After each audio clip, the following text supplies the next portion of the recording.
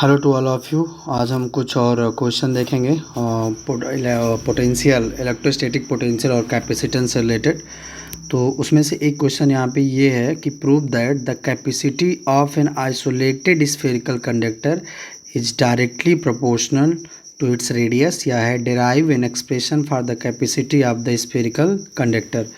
Means हमें ये prove करना है सी डायरेक्टली प्रोपोर्शनल आर। तो हमें पहले ये जानना है कि कैपेसिटी ऑफ कंडक्टर होती क्या है। सबसे पहले ये जानना ज़रूरी है।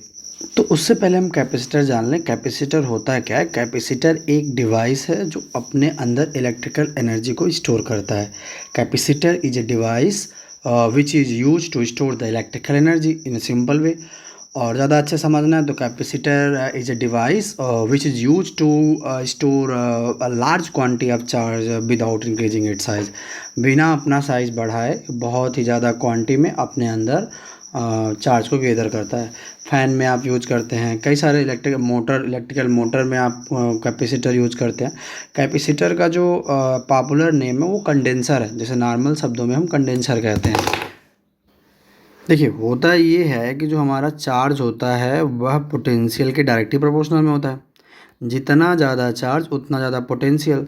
तो जब हम ये हटाते हैं डायरेक्टली प्रोपोर्शनल तो एक कांस्टेंट आता है, क्यू इक्वल आ जाता है, क्यू इक्वल आ जाता है सी भी। और ट्रांसपोज कर दें, सी इक्वल क्या हो जाता है, क्यू अपान भी। क्यू अपान भी, जहाँ पे क्यू चार्ज है, भी पोटेंशियल है, सी है कैपेसिटेंस। सी क्या है? कैपेसिटेंस।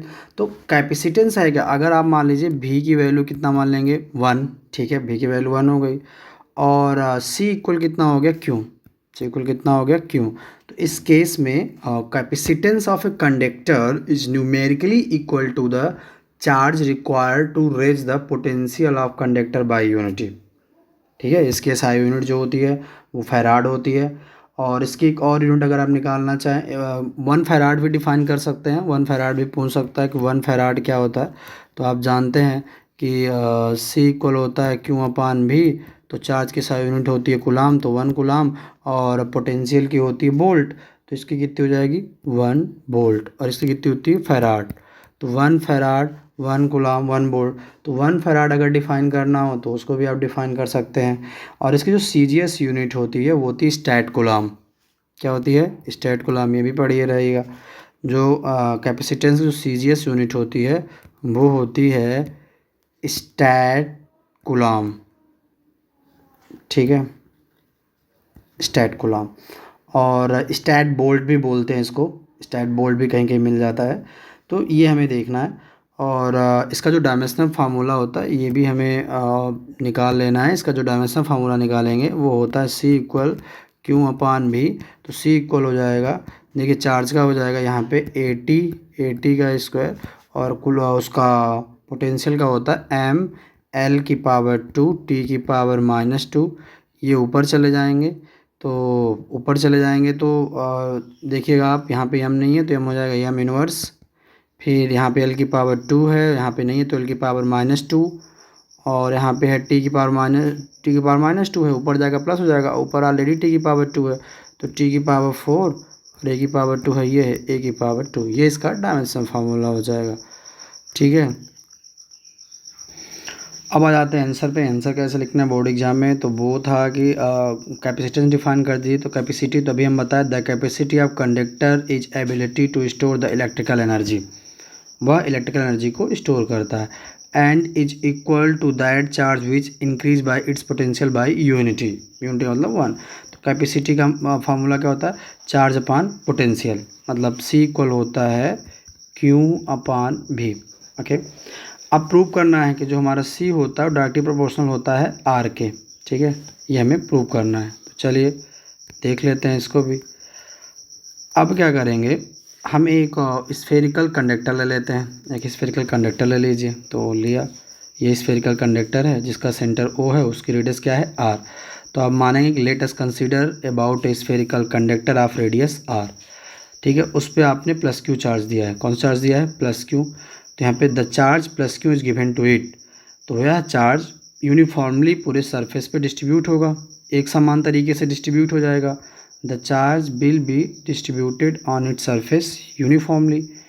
तो अब यहाँ पे अगर चार्ज यूनिफॉर्मली डिस्ट्रीब्यूट हो रहा है तो जो लाइन ऑफ फोर्स है will be emitted normally to the surface seem to becomes, है ना। तो यहाँ पास जो हमारी लाइन ऑफ फोर्स होंगी वह निकलेंगी। The line of force emitted normally to the surface seems to becoming it centre. ऐसा लग रहा है कि वो अपने सेंटर से नॉर्मली निकल रही हैं, ठीक है, देख पा रहे होंगे आप। अब क्या होगा, तो hence we can say that all charge are kept at the centre. तो हम कह सकते हैं जब ये नॉर्मली निकल रही हैं हमारी सरफेस से इलेक्ट्रिक फील्ड ऑफ लाइन, तो हम कह सकते हैं कि जो हमारा चार्ज है वो सेंटर पे रखा गया है, ठीक है। तो यहाँ पे जो पोटेंशियल होगा, तो हम पोटेंशियल का फार्मूला जानते हैं। तो पोटेंशियल का फार्मूला होता है V equal 1/4πε0 Q/R। But C equal कितना होता है, Q/V। ये किसकी वैल्यू है, V की, तो हम किसके जगह पे रख देंगे, V की जगह पे। तो C इक्वल हो जाता है Q/1/4πε0 Q/R। अब हम नीचे वाले को कहाँ ले आएंगे, ऊपर ले आएंगे, तो ऊपर ला लेते हैं, ठीक है। तो ये क्यों से क्यों आपका कैंसिल हो जाएगा, क्यों से क्यों आपका कैंसिल हो जाएगा, इतना बच्चा ये कहाँ चला जाएगा, ऊपर। और जब हम किसी भी चीज़ को नीचे से ऊपर ट्रांसपोज करते हैं तो ऊपर वाला नीचे, नीचे वाला ऊपर आ जाता है। तो C इक्वल हो जाएगा 4πε0R। देखिए 4 एक कांस्टेंट है, पाई भी कांस्टेंट ही होता है, एप्सिलॉन एक परमिटिविटी है तो मान ही लेंगे। तो जब ये हटेगा तो जहाँ पे इक्वल वहाँ पे क्या आ जाएगा, डायरेक्टली प्रोपोर्शनल। तो C डायरेक्टली प्रोपोर्शनल R। और यही हमें प्रूव करना था कि किसी भी स्फेरिकल कंडक्टर की जो कैपेसिटी होती है वो अपने रेडियस की डायरेक्टली प्रोपोर्शनल होती है। The capacity is proportional to the radius of spherical conductor, ठीक है। अगला जो क्वेश्चन है वो ये है कि what do you mean by capacitor. Capacitor से आप क्या समझते हैं, एक्सप्लेन इट्स प्रिंसिपल। कई बार एग्जाम में आ भी चुका है। तो हमने बताया था कि कैपेसिटर एक ऐसा डिवाइस है जो अपनी साइज़ को बिना घटाए, विदाउट चेंजिंग, अपने अपने वॉल्यूम को बिना चेंज, अपने साइज और वॉल्यूम को बिना चेंज किए हुए इलेक्ट्रिकल एनर्जी को स्टोर करता है। Capacitor is a device which is use to store the electrical energy, ठीक है। अब इसका प्रिंसिपल क्या होता है, कैसे काम करता है। तो आप सबसे पहले 2 रॉड ले लीजिए। कितनी रॉड, 2 रॉड ले लीजिए। ए एक चार्ज कंडक्टिंग प्लेट है, प्लेट ले लीजिए। ए एक चार्ज कंडक्टिंग प्लेट है और जो अनदर प्लेट बी है उस पर कोई चार्ज नहीं है। तो another uncharged conductor B is brought near to the A. तो जब हम अनचार्ज प्लेट को प्लेट ए के पास लाते हैं तो बाय द इंडक्शन, इंडक्शन आप पढ़े होंगे, इंडक्शन प्रिंसिपल कैसे काम करता है। तो बाय द इंडक्शन बी के नियरेस्ट सरफेस पे अपोजिट चार्ज जनरेट होते हैं जो ए पे हैं। तो देखिए ए पे पॉजिटिव है तो यहाँ पे निगेटिव चार्ज जनरेट हो गए, ठीक है। और फर्दर जो होंगे प्लेट के इस पार वही चार्ज जनरेट होंगे जो चार्ज प्लेट पे ए पे होंगे। तो आप देखेंगे कि आप देख रहे हैं कि नियरेस्ट वाले सरफेस पे अपोजिट चार्ज जनरेट हो गया है, फर्दर वाले सरफेस पे पॉजिटिव चार्ज जनरेट हो गया है। तो यहाँ पे मेंशन कर दीजिए कि due to the induction negative charge will be induced on the point surface and the positive charge on the other side of plate B, ठीक है। अब क्या होता है कि जो निगेटिव चार्ज है वह ए के पोटेंशियल को घटाएगा, निगेटिव चार्ज जो है वो ए के पोटेंशियल को घटाएगा, पर इधर पॉजिटिव चार्ज है तो पॉजिटिव चार्ज जो है वह ए के पोटेंशियल को as the negative charge near therefore the potential plate A decrease, A का पोटेंशियल घटेगा। नाउ द प्लेट, अब एक चीज़ और मेंशन कर दीजिएगा, यहाँ पे नहीं है लेकिन ये वाला जो बी है यह ए के पोटेंशियल को बढ़ाएगा, ठीक है। लेकिन ज़्यादा पास में कौन है, निगेटिव चार्ज, तो इसका इन्फ्लुएंस ज़्यादा होगा और फर्दर में है पॉजिटिव चार्ज तो उसका इन्फ्लुएंस थोड़ा कम होगा। तो अब प्लेट बी किससे कनेक्ट है, अर्थ से। प्लेट बी किससे कनेक्ट है, अर्थ से। तो सारे के सारे जो पॉजिटिव चार्ज होते हैं वो कहाँ चले जाते हैं, अर्थ में चले गए। तो now the plate B is earthed then the free positive charge will go the earth. तो अब जब जो थोड़ा बहुत बढ़ाने की कोशिश कर रहे थे वो सारे के सारे अर्थ पे चले गए। तो इस तरीके से जो ए का पोटेंशियल है वो घटेगा, ए का पोटेंशियल क्या होगा, घटेगा। Hence the potential of A decrease by the more value, क्योंकि सी इक्वल कितना होता है, Q/V। तो अगर भी घटेगा, क्योंकि हम यहाँ पे भी क्या होगा, घटेगा। तो जब भी घटेगा तो सी बढ़ेगा, तो भी decrease C will be increase. This arrangement is called capacitor. और यहाँ पे आप लिख देंगे this arrangement is called capacitor, या this is the principle of the capacitor.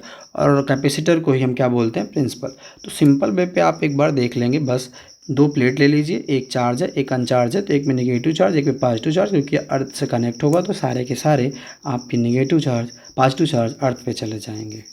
तो इस तरीके से एक का पोटेंशियल घट जाएगा। Okay, thanks to all.